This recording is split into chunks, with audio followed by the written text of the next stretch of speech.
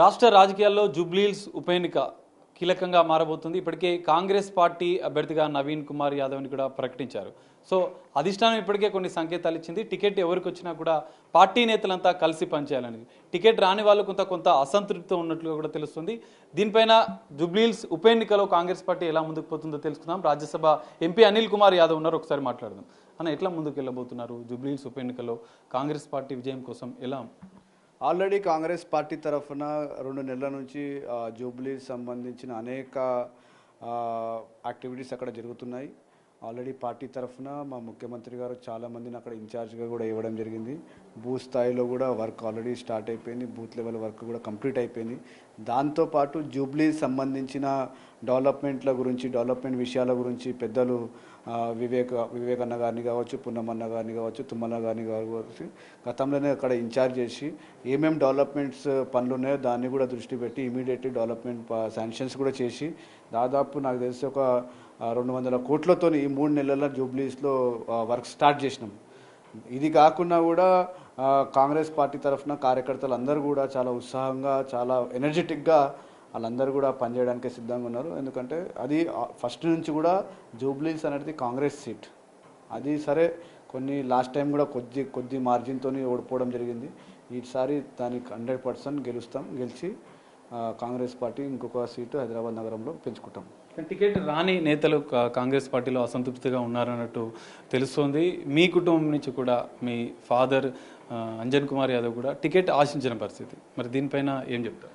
అంటే పార్టీలో ఫస్ట్ నుంచి కూడా పార్టీలో ప్రాక్టీస్ ఉంది. టికెట్ అనేది ఎవరైనా అడగొచ్చు. మా నాన్నగారు సీనియర్ మోస్ట్, హైదరాబాద్ నగర్లో సీనియర్ మోస్ట్, ఇస్తే బాగుండే అని మా కార్యకర్తలు అందరూ కూడా పర్సనల్గా అడగడం జరిగింది. అందరు కూడా ఎందుకంటే పెద్ద మనిషి, సిటీలో ఒక పెద్ద ఫిగర్ ఉంటాడని చెప్పి ఒక ఆలోచన వచ్చింది. అందరు అడిగిరు అట్లా. ఎందుకంటే గతంలో 2 సార్లు పార్లమెంట్ సభ్యుడిగా పనిచేసినప్పుడు జూబ్లీస్లో అనేక సేవలు అందించిండు, అనేక డెవలప్మెంట్ కార్యక్రమం చేసిండు. కానీ పార్టీ ఒక డిసిజన్ తీసుకున్న తర్వాత పార్టీ లైన్ మేము డెఫినెట్లీ పార్టీ లైన్ ఉంటాం. పార్టీ కూడా మాకు తెలుసు, పార్టీ డిసిజన్ లీడర్షిప్ కూడా మాట్లాడుతుంది. తప్పకుండా ఆయన కూడా డిసిజన్ పాజిటివ్ ఉంటుందని నేను అనుకుంటున్నాను. రాజ్యసభ ఎంపీగా ఉన్నారు, మళ్ళీ మీ కుటుంబం నుంచే మరో టికెట్ ఆశించారు. సో దీనిపైన కూడా కొన్ని విమర్శలు వచ్చాయి. దానిపైన మీరు నాకు రాజ్యసభ ఉన్నాను, రాజ్యసభ ఇచ్చారు అంటే పార్టీలో నేను పనిచేస్తున్నాను. ఒక 20 years నుంచి పార్టీలో పనిచేసుకుంటూ వచ్చాను. మీరు కూడా స్వయంగా అనేక సందర్భాలలో నా ప్రోగ్రామ్స్ యూత్ కాంగ్రెస్లో ఉన్నప్పుడు ప్రోగ్రాంలు కవర్ చేసిన రోజులు ఉన్నాయి. ఒక 10 సంవత్సరాలు హైదరాబాద్ నగరంలో ఎవరు పని చేయలేరు. హైదరాబాద్ నగరంలో పనిచేయడానికి కార్యకర్తలు ఎవరు లేకుండే. మా కొంతమంది కార్యకర్తలు కాంగ్రెస్ పార్టీ సిద్ధాంతాలు నమ్మి, కాంగ్రెస్ పార్టీ ఐడియాలజీ నమ్మిన వాళ్ళు రోడ్ల మీద మేము పోరాటం చేసినాం బీఆర్ఎస్ వ్యతిరేకంగా. అప్పుడు ఎంతమంది ఉండే అప్పుడు ఎవరు లేకుండే. ఇది ఏంటంటే ఇది ఒక ఆపర్చునిటీ. బై ఎలక్షన్ వచ్చింది. ఏడనో మేము బయట ఎక్కడో మేము ఏడనో కుప్పలో, మల్కాజ్గిరిలో ఎక్కడో అడుగుతారు. సికింద్రాబాద్ పార్లమెంట్లో ఉన్న బై ఎలక్షన్ వచ్చింది కనుక కార్యకర్తలు, జూబ్లీస్ కార్యకర్తలు వచ్చి వాళ్ళు అన్న మీరు ఉంటే బాగుంటుందని చెప్పారు. అంజన్ అన్నకు కార్యకర్తలతో అంటే అటాచ్మెంట్ ఉంది కనుక కార్యకర్తలు వచ్చి వాళ్ళందరూ కూడా రిక్వెస్ట్ చేస్తే అంజన్ అన్న ఓకే పార్టీకి అడుగుదాం, పార్టీలో డిస్కస్ చేద్దాం పార్టీలో అని చెప్పినాం. పార్టీ డిసిజన్ వచ్చింది. Okay will decide what to do అని చెప్పి పెద్ద మనిషి అంటున్నాడు. జూబ్లీహిల్స్లో గత కొన్ని రోజుల క్రితం నుంచి కూడా కొన్ని కార్యక్రమాలు చేపట్టారు. మీ యాదవ్ సామాజిక వర్గం కూడా ఎక్కువగా జూబ్లీహిల్స్ నియోజకవర్గంలో ఉంది. టికెట్ రాకపోవడంతో కొంత అసంతృప్తి ఉన్నట్లేనా? మళ్ళీ చెప్తున్నా, మా ఫ్యామిలీ పెద్దలు అంజన్ కుమార్ యాదవ్ గారు, నేనైనా మా ఫ్యామిలీ అయినా 40 సంవత్సరాల నుంచి, నేను స్వయంగా 20 సంవత్సరాల నుంచి హైదరాబాద్ నగరంలో రాజకీయాలలో ఉన్నా. ఎన్ఎస్సీఓ చేసిన, యూత్ కాంగ్రెస్ చేసిన, ఈరోజు పార్టీ నాకు రాజ్యసభ, ఇప్పుడు జిల్లా అధ్యక్షుడు, సికింద్రాబాద్ జిల్లా అధ్యక్షుడుగా పనిచేస్తున్నా. పెద్దలు మా ప్రియతమ ముఖ్యమంత్రి రేవంత్ అన్న గారి ఆశీస్సులతో అనేక కార్యక్రమం చేసుకుంటూ వచ్చాము. ఆయన పిసిసి అధ్యక్షుడు ఉన్నప్పుడు కూడా మేము నిలబడి పనిచేసిన రోజులు ఉన్నాయి. ఇప్పుడు ఏంది సమస్య ఏంటంటే ఇది వేరే పార్లమెంట్లో బై ఎలక్షన్ కాదు. ఇది ఏదో Mahabubnagar parliament by election, లేకుంటే కరీంనగర్ పార్లమెంట్ బై ఎలక్షన్ కాదు. ఇది సికింద్రాబాద్ బై ఎలక్షన్, సికింద్రాబాద్ పార్లమెంట్లో జరుగుతున్న బై ఎలక్షన్. సికింద్రాబాద్కి అంజన్ కుమార్ యాదవ్ కొత్తోడు కాదు. సికింద్రాబాద్కి అంజన్ కుమార్ యాదవ్ 40 సంవత్సరాల నుంచి ఇదే గడ్డ మీద రాజకీయం చేస్తున్నాం. ఈ గడ్డ మీద ఆయన చేసిన సర్వీసెస్ ఉన్నాయి. ఇవాళ వీఆర్ ఇన్ 2025. ఆయన 2004లా is elected member of Parliament for Secunderabad Parliament. అప్పట్లో ఉన్న ఖైరతాబాద్ నియోజకవర్గము అప్పుడు అంజన్ కుమార్ యాదవ్ గారు దానికి రిప్రజెంట్ చేసారు. అదే ఖైరతాబాద్ ఈరోజు 5 నియోజకవర్గాలు ఉంది. అటు షేర్లింగంపల్లి, కుత్బుల్లాపూర్, కుక్కడపల్లి, మళ్ళీ ఇప్పుడు ఖైరతాబాద్, జూబ్లీస్ ఇవన్నీ కూడా ఒకటే.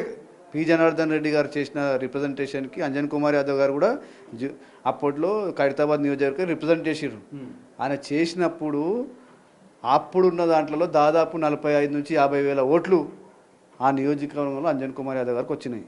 ఆయన ఎప్పుడు పోటీ చేసినా కూడా జూబ్లీస్ నుంచి 40,000 నుంచి 50,000 ఓట్లు జూబ్లీస్ నుంచి స్టాండర్డ్గా అంజన్ కుమార్ యాదవ్ గారు సొంతం ఓటు బ్యాంకు ఆడ ఉంది. అది దృష్టిలో పెట్టుకొని పార్టీలో అడగడం జరిగింది. పార్టీ డిసిజన్ తీసుకుంది. దానిపైన కూడా సరే పెద్ద మనిషి ఆల్రెడీ మాట్లాడుతున్నారు, లీడర్షిప్ కూడా మాట్లాడుతుంది కనుక will decide, party will take a decision. పార్టీకి కట్టుబడి ఉంటాం మేము. ఇది విత్ ఇన్ ద పార్టీ మేము ఎంత కొట్లాడాలో మేము కొట్లాడతాం. అది మా ప్రాక్టీస్. అది అందరు కూడా అది నేచర్ చేయాల్సిందే. అది ఎవరికైనా ఏంటనే హక్కు ఉంటే పోరాడాలి, అడగాలి, 100% ప్రయత్నం చేయాలి. పార్టీ డిసిజన్ తీసుకున్న ఇప్పుడు ఏదైనా కోర్టులో ఆర్గ్యుమెంట్స్ అవుతాయి. ఆర్గ్యుమెంట్స్ లాస్ట్ మూమెంట్ వరకు కూడా ఆర్గ్యుమెంట్ చేస్తాం. జడ్జిమెంట్ వచ్చిన తర్వాత ఎవరు ఏం చేయలేరు. సరేనా? So it is a practice.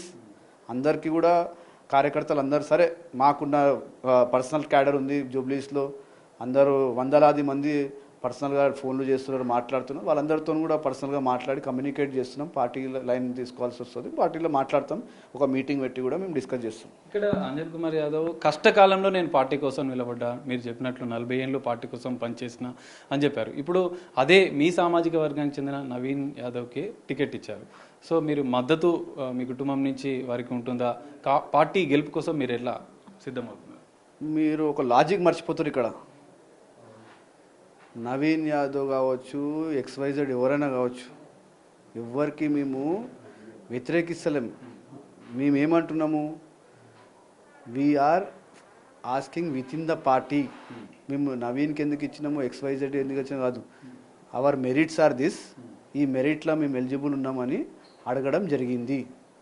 అంతేగాని XYZకి ఇవ్వద్దు, XYZకే ఇవ్వాలి, ఆయనకి ఇవ్వద్దు, ఈయనకి ఇవ్వాలని ఎక్కడ కూడా లేదు. సరే, Naveen is not out cider. అంటే ఇక్కడ కొంత అంజన్ కుమార్ యాదవ్కు అన్యాయం జరిగిందని అనుకోవచ్చా? సార్ పార్టీ ఇంకా ఏం కాలేదు కదా, జస్ట్ టికెట్ డిసైడ్ అయింది. ఎస్, పార్టీ అనౌన్స్ చేసింది. పొలిటికల్ సిస్టమ్ తెలిసిన వాళ్ళు చాలా ఉంది. ఇంకా ఇప్పుడు జస్ట్ బిగినింగ్. ఇది సమయం వస్తుంది, మాట్లాడతారు, అందరూ డిసిజన్ తీసుకోవడం జరుగుతుంది. ఎందుకు టెన్షన్ తీసుకుంటారు? పార్టీ విజయం కోసం ఎట్లా ముందుకెళ్ళవు? నేను జిల్లా అధ్యక్షుడిగా పనిచేస్తున్నా. నా జిల్లాలో బై ఎలక్షన్ ఉంది. 100% గెలిపించడానికి పూర్తి స్థాయిగా పనిచేస్తాను. ఇది పరిస్థితి. విజయం కోసం జూబ్లీహిల్స్ ఉప ఎన్నికల్లో కాంగ్రెస్ పార్టీ గెలుపు కోసం ఖచ్చితంగా అందరం కలిసి సమాయత్తంతో ముందుకు వెళ్తామని చెప్తున్నారు. తన తండ్రి అంజన్ కుమార్ యాదవ్కి టికెట్ రాకపోవడం పట్ల కొంత అసంతృప్తిగా ఉన్నట్లుగానే అర్థమవుతుంది. ఖచ్చితంగా ఎవరికి అధిష్టానం నిర్ణయం మేరకు ముందుకు వెళ్తాం, జూబ్లీహిల్స్లో గెలుపు కోసం అందరం కలిసి సమాయత్తంతో గెలుపు దిశగా పనిచేస్తామంటూ కూడా అనిల్ కుమార్ యాదవ్ చెప్తున్న పరిస్థితి. కెమెరామెన్ శ్రీకాంత్తో కలిసి సాగర్, బిగ్ టీవీ, హైదరాబాద్.